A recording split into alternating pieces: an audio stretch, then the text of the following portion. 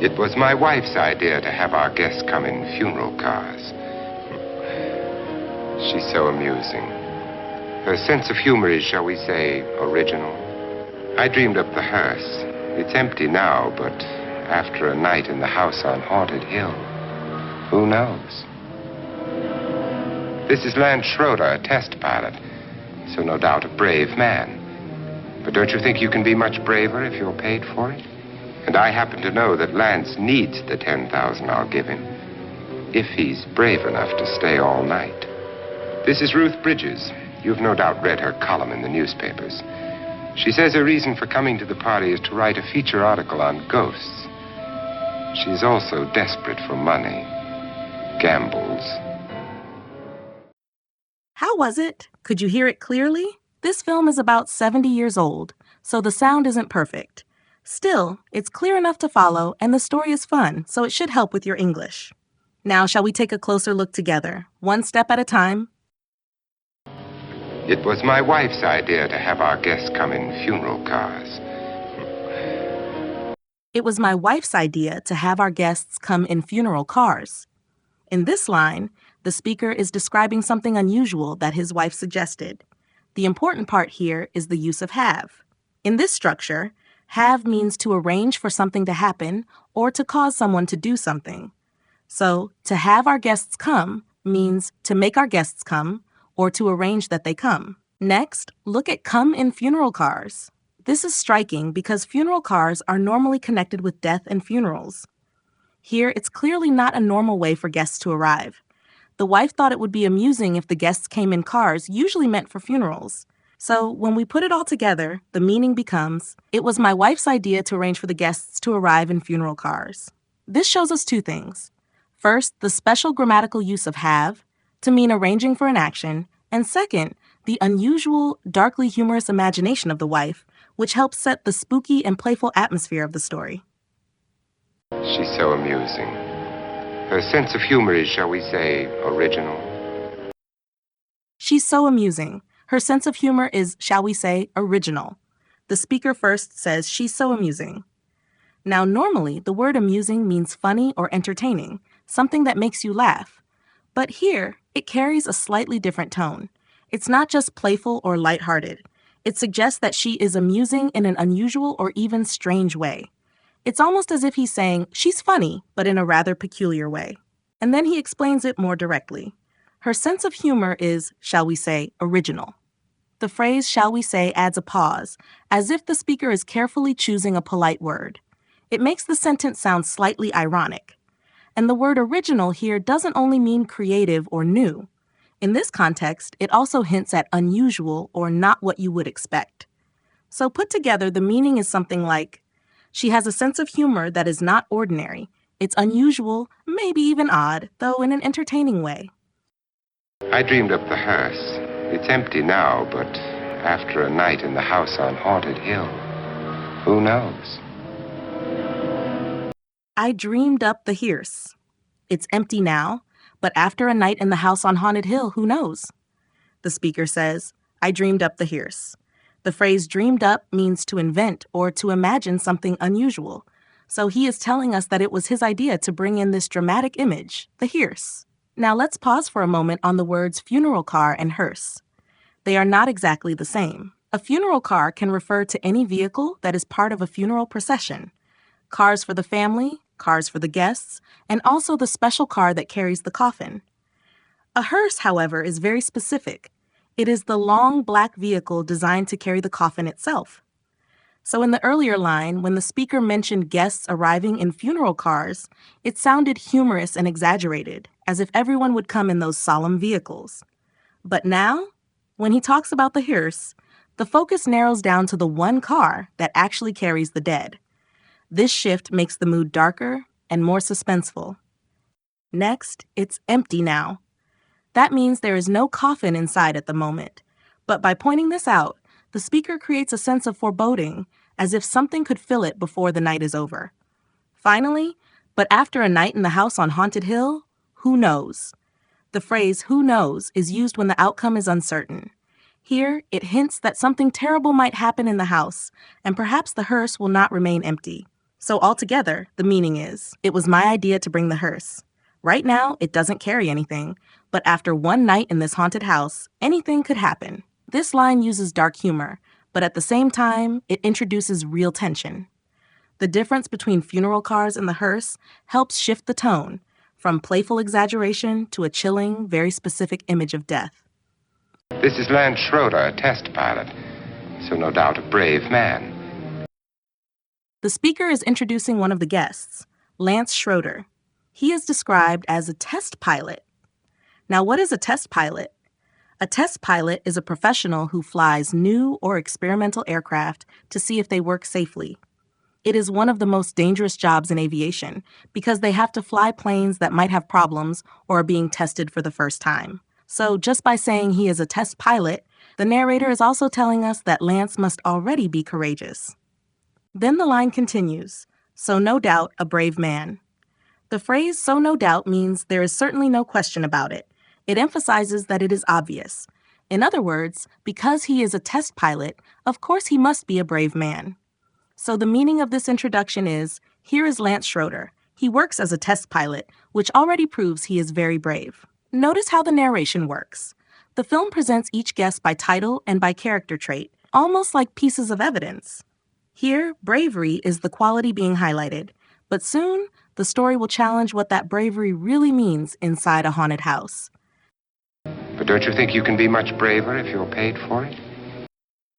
But don't you think you can be much braver if you're paid for it? Right before this line, the narrator said, Lance Schroeder, a test pilot, so no doubt a brave man. That sounded like praise. But immediately he changes the tone with this question. The key expression here is be much braver. It means to show even greater courage. And it is connected to the phrase, if you're paid for it. That means when someone gives you money to do it.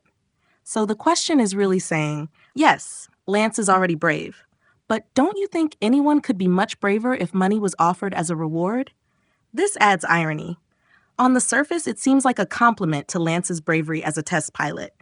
But at the same time, it suggests that his willingness to face danger tonight may come less from natural courage and more from the promise of money. In short, the line challenges the idea of true bravery. Is he brave because he is a test pilot?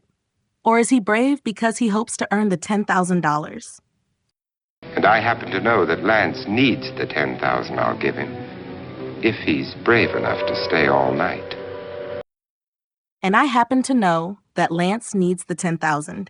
I'll give him if he's brave enough to stay all night. The speaker now reveals something personal about Lance.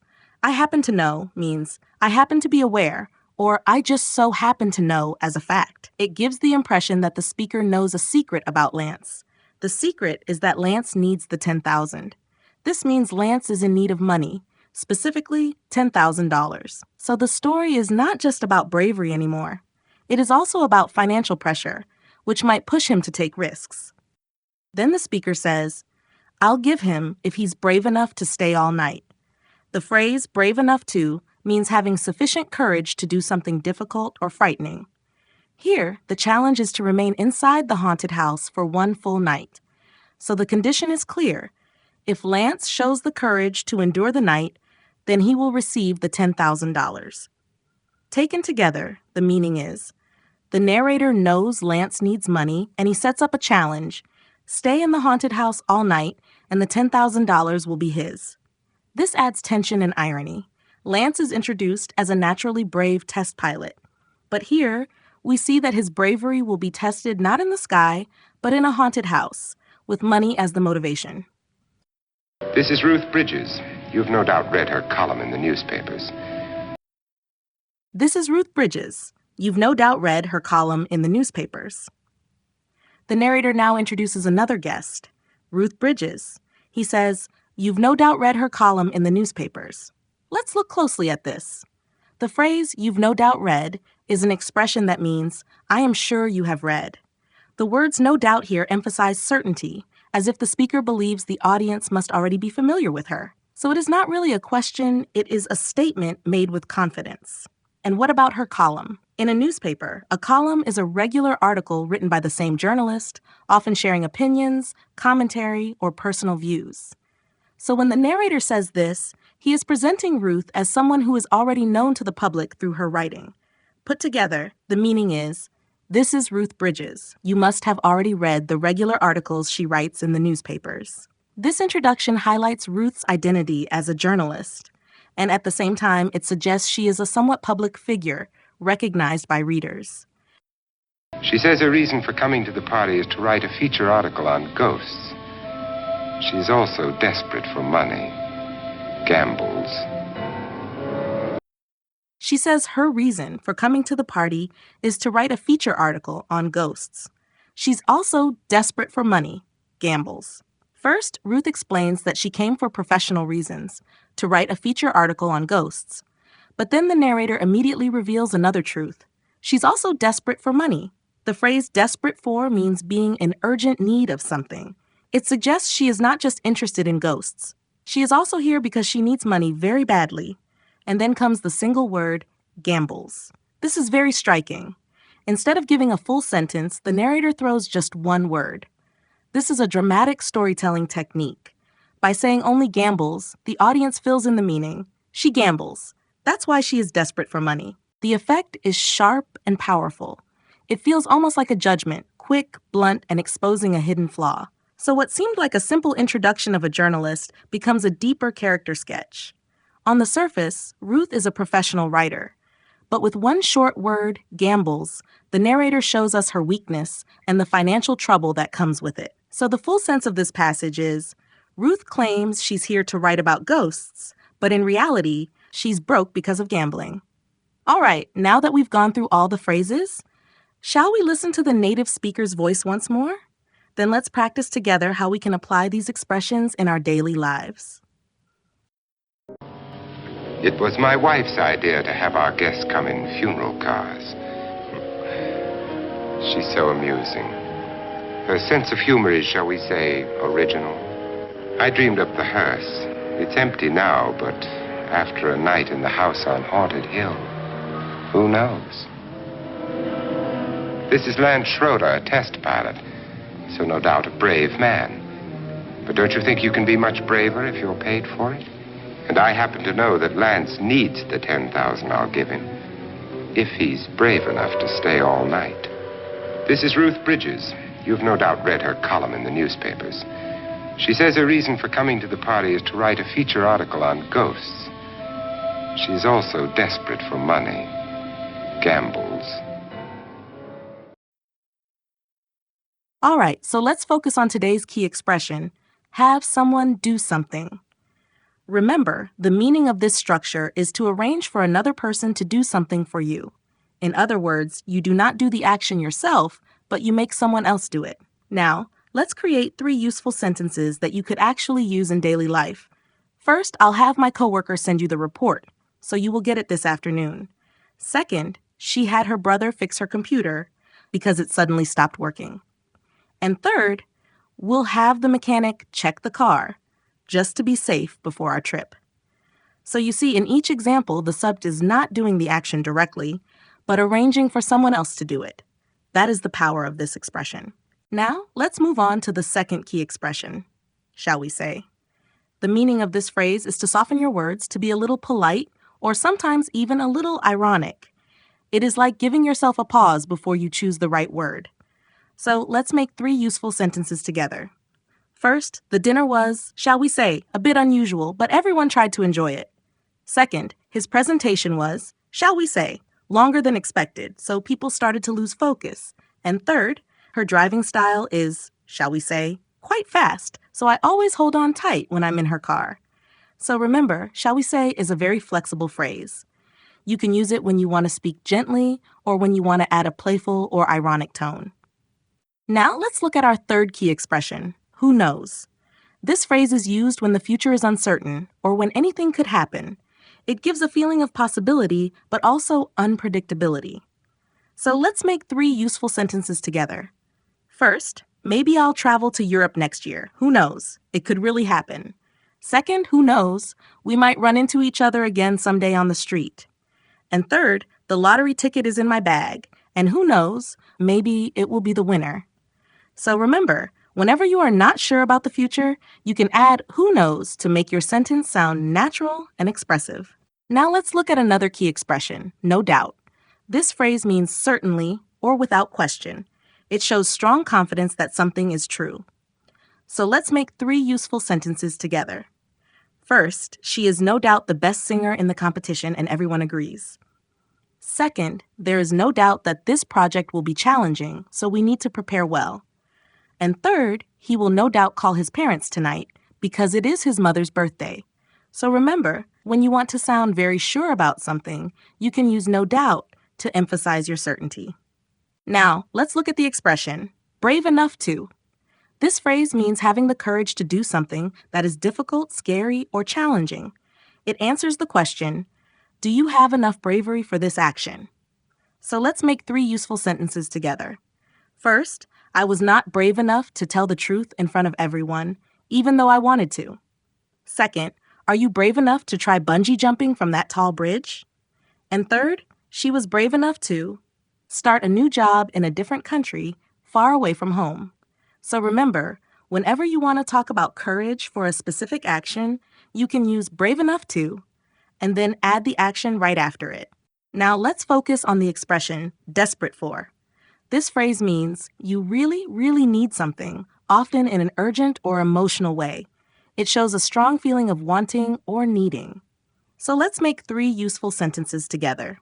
First, after studying all night, I was desperate for some sleep. On that hot summer day, we were desperate for a glass of cold water. And third, he was desperate for advice before making his big decision.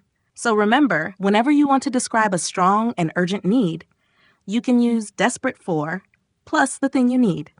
All right, our final expression for today is original. This word usually means new, creative, or unique, something that is not copied from others. Sometimes it can also mean unusual, depending on the tone of voice. Let's make 3 useful sentences together.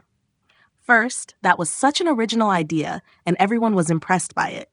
Second, her outfit was really original, because no one else dressed like that at the party. And third, this painting is very original, and that is why people remember it. So whenever you want to describe something as fresh, creative, or different, you can use the word original. That's it for today. It's truly impressive that you studied all the way to the end. I hope to see you again next time. Thank you.